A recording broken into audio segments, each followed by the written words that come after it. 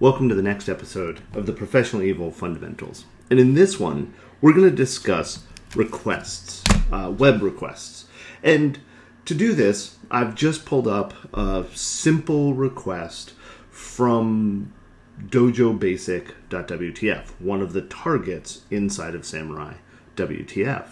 So if you see here, this was a result of doing a login. In the browser, when you came over to the login screen, right? If you filled this in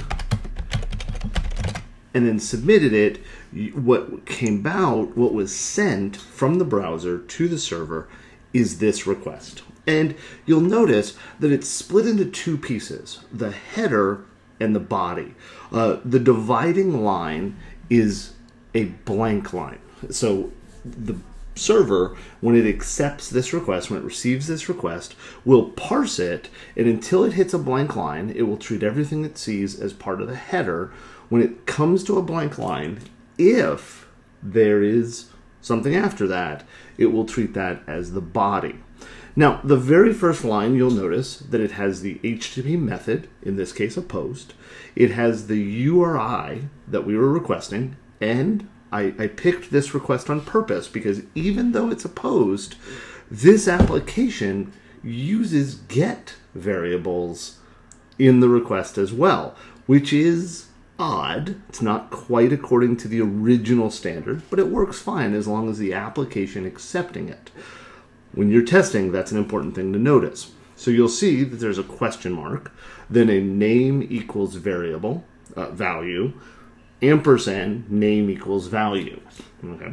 And at the end, the client is saying to the server, I want to speak to you in version 1.1 of the HTTP protocol. We then have a host header. This is a required field for the 1.1 version of HTTP, and it basically says, hey, the host that I'm talking to is dojo-basic.wtf.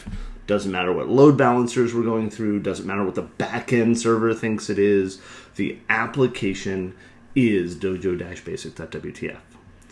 We then have a content length. The content length is representing the size of the body, since this is a post and there is a body. It's 54 bytes, right?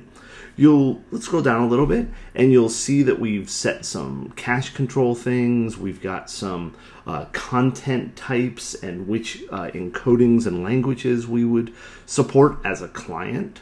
And then you also see a user agent. Now, the user agent's going away in Chrome, kind of.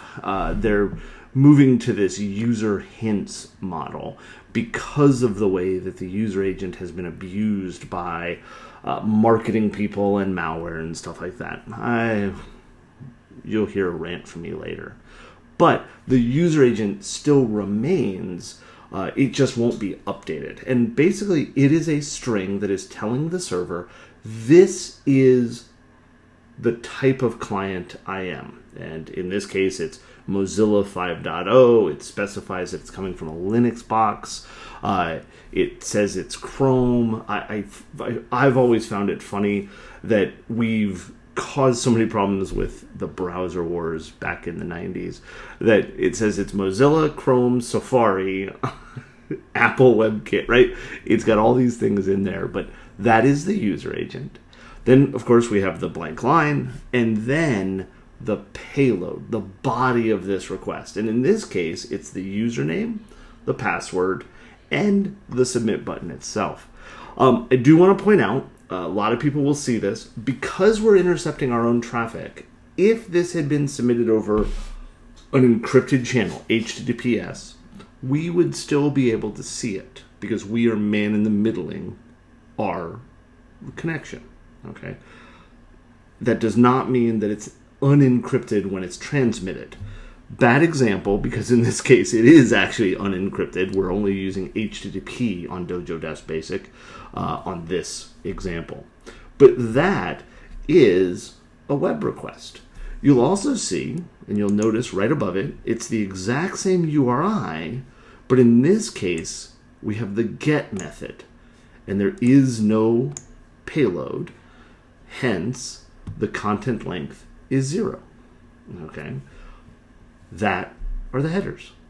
So thank you very much for your time. And as always, we look forward to your comments and your feedback. Thank you.